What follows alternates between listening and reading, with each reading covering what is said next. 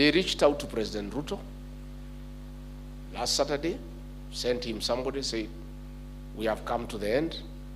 The international community has abandoned us. People are against us, the church. We want to call off these demonstrations. Can you please give us an exit strategy?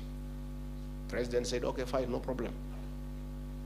Go to Parliament and discuss with Kimani Ichung'wa, with Wandeto, with Wahome.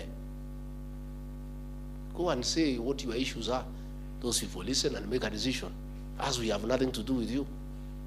The president called me, it was on a Sunday, he told me what they had told him. I said, fine. Let them go and talk to Parliament. But ourselves, we cannot engage Raila Odinga because before we can even agree to even talk to him, he must first acknowledge in public that President William Ruto is the president of Kenya. So the issue of us having a discussion does not even arise because he says he doesn't recognize William Ruto as president. So how do you talk to somebody who doesn't recognize your legitimacy? So we say, tell your MPs because they are elected to talk to ours. Isn't it?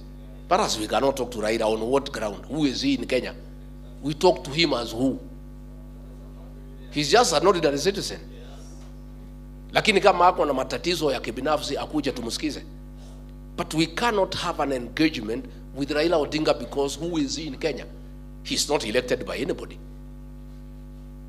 And if he says he doesn't recognize President William Ruto as president, how can we then have a discussion?